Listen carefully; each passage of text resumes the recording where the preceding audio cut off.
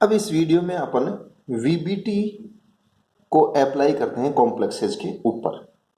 तो एग्जांपल्स के द्वारा अपन इसको समझने की कोशिश करते हैं। उससे पहले मैं 2 लाइनें बता दूं आपको। जो वीबीटी है, इसमें पोलिंग साहब क्या करते थे, सबसे पहले जो कॉम्प्लेक्स था उसका प्रायोगिक मैग्नेटिक मूवमेंट निकाल लेते थे। क्या करते थे? प्रायोगिक मैग्नेटिक मूवमेंट का मान निकाल लेते थे।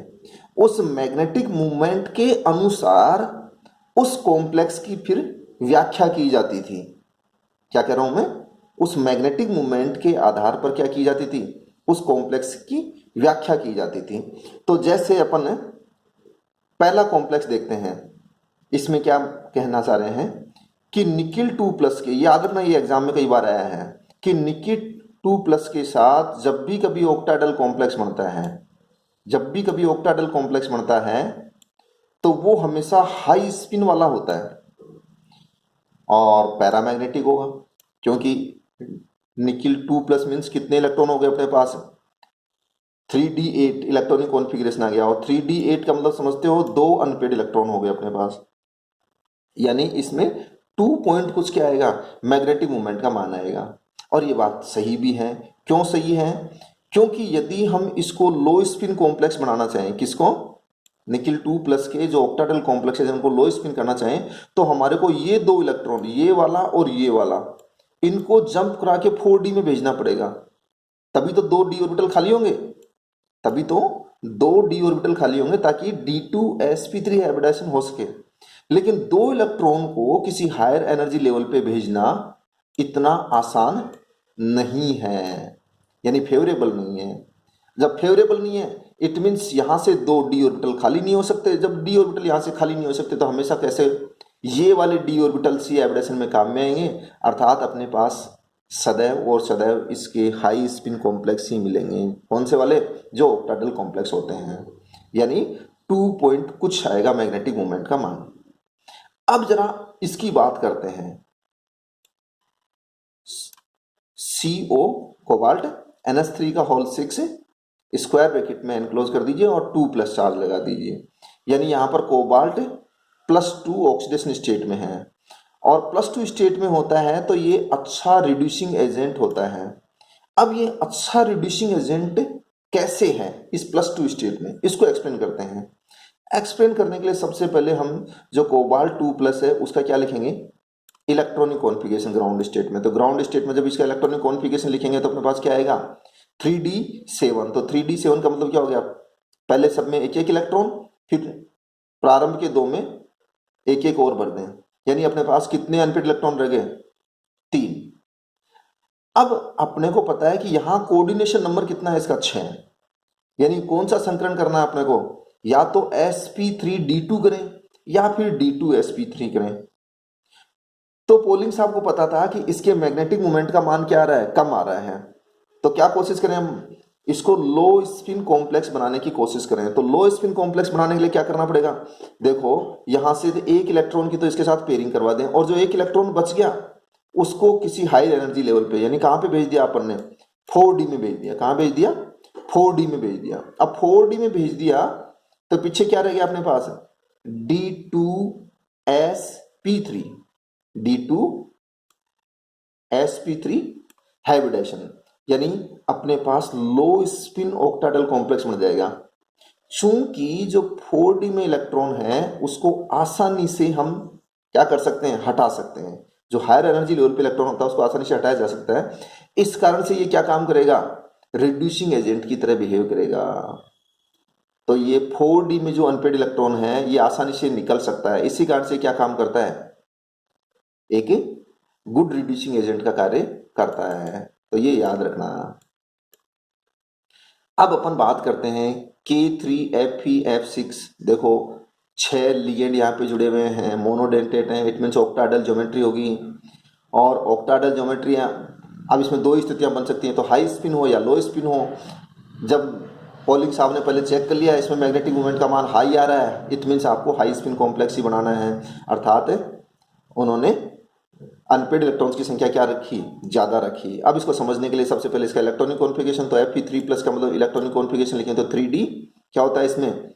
5। तो 3d5 का ये पांचों अनपेड इलेक्ट्रॉन, हमें इनकी पेयरिंग नहीं करवानी है। यहाँ पर sp3d2 हाइब्रिडेशन करवाना है, sp3d2 हाइब्रिडेशन करवा देंगे और ये हाइब्रिडेशन करवा के 6 कोऑर्डिनेशन बॉन्ड बना देंगे अपन। ये देखो 6 कोऑर्डिनेशन बॉन्ड बना देंगे और क्या कहेंगे, इसमें 5 अनपेड इलेक्ट्रॉन रह गए तो इसका मैग्नेटिक मोमेंट का मान 5 पॉइंट समथिंग आएगा और 5 पॉइंट समथिंग ही आता है, प्रैक्टिकली भी अपन जानते हैं, पोलिंग साहब भी जानते थे। तो 5 अनपेड इलेक्ट्रॉन के अकॉर्डिंग इसका मैग्नेटिक मोमेंट आ जाएगा। लेकिन जब यही Fe3 plus Cn monodentate ligand के साथ जुड़ता है, 6 लिगेंड जुड़े हुए हैं यहाँ पर, तो देखो +3 नहीं, सॉरी +2 की बात कर रहा हूं, तो अपने पास +2 का मतलब D6, ये D6 आ गया और D6 आने का मतलब 5 इलेक्ट्रॉन एक एक भर दिए, फिर एक में वापस 1 इलेक्ट्रॉन और भर दिया, तो कितने अनपेड इलेक्ट्रॉन रह गए, 4। और 4 अनपेड इलेक्ट्रॉन है तो क्या करेंगे अपन, इनको पेयर यदि करवा दें तो पेयर कराते ही तो ये 2 इधर वाले इधर आ गए, तो अपने पास ये स्थिति बन गई, यानी वो 6 इलेक्ट्रॉन जो ऊपर थे वो इस स्थिति में आ गए। कौन सा संकरण हो जाएगा, D2sp3। और ये जो 6 अपने पास D2sp3 हाइब्रिड ऑर्बिटल्स हैं उनमें cyanide ligands electron pair donate कर देंगे और क्या बन जाएगा, ये वाला कॉम्प्लेक्स बन जाएगा। चूंकि इसमें अनपेड इलेक्ट्रॉन की संख्या 1 भी नहीं है, अर्थात ये क्या होना चाहिए, डायमैग्नेटिक, और प्रैक्टिकली ये होता भी क्या है, डायमैग्नेटिक होता है।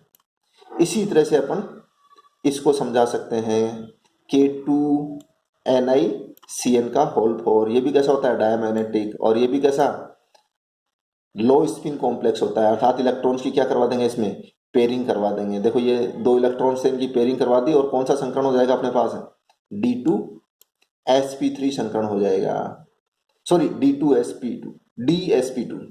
DSP2 का मतलब कौन सा हो जाएगा, वही स्क्वायर प्लेनर कॉम्प्लेक्स हो जाएगा अपने पास। याद रहा कुछ? चलो अब अपन नेक्स्ट एग्जांपल लेते हैं, K2CuCN का होल 4। इसको देख करके भी ऐसा लगता है कि ये कैसा कॉम्प्लेक्स होगा, या तो टेट्राहेड्रल या स्क्वायर प्लेनर। तो पोलिंग साहब ने क्या कहा कि इसके अंदर कौन सा संकरण मिलता है, देखो D9 है ना, कॉपर 2+ है यहाँ पर, तो D9 का मतलब 1 अनपेड इलेक्ट्रॉन है। पोलिंग साहब ने कहा कि ये अनपेड इलेक्ट्रॉन यहाँ से जंप करके कहाँ चला जाएगा, 4p के लास्ट p ऑर्बिटल में, ये यहाँ चला गया। और कौन सा संकरण हो गया अपने पास, DsP2। और DsP2 संकरण के 4 जो ऑर्बिटल्स हैं उनमें साइनाइड आयंस ने अपने इलेक्ट्रॉन पेयर डोनेट कर दिए, क्या बन जाएगा अपने पास, ये कॉम्प्लेक्स बन जाएगा। अर्थात कितने अनपेड इलेक्ट्रॉन है अपने पास, 1 अनपेड इलेक्ट्रॉन है।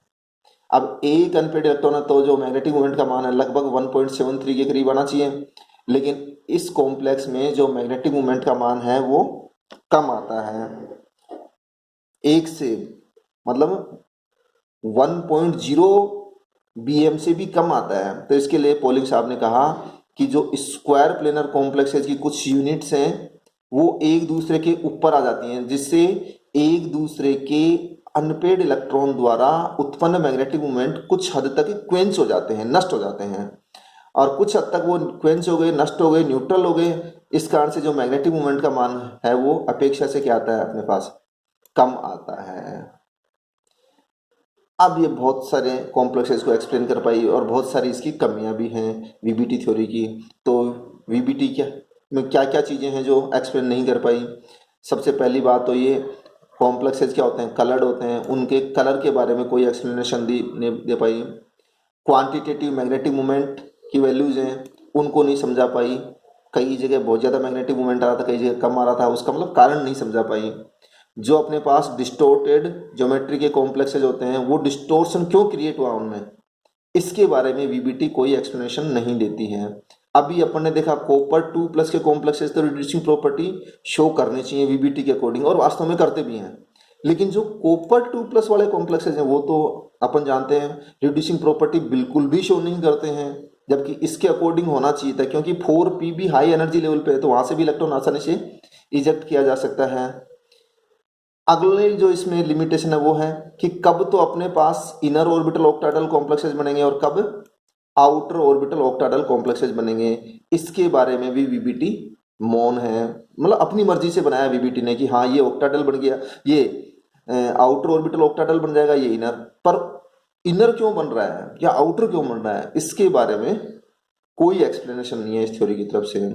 और जो लास्ट पॉइंट है इसका वो ये कह रहा है कि जो 3D से एक इलेक्ट्रॉन जंप करके 4D में जा रहा था कॉपर 2+ में, सॉरी कोबाल्ट 2+ में, तो उसके लिए एनर्जी की आवश्यकता बहुत ज़्यादा चाहिए। अब वो उतनी एनर्जी कहाँ से मिलती है उस कॉम्प्लेक्स को, इसके बारे में भी वीवीटी मौन है। लेकिन चूंकि पोलिंग साहब एक बड़े साइंटिस्ट थे, इसलिए उस ज़माने में कई दिनों तक इसका काफ़ी उपयोग होता रहा। अब ज़्यादा ये उपयोगी नहीं है। अब तो ज़्यादातर अपन जो एक्सप्लेनेशन देते हैं कॉम्प्लेक्सेस के लिए वो CFT MOT इन्हीं के द्वारा देते हैं। अब अगले वीडियो में अपन CFT के बारे में चर्चा करेंगे।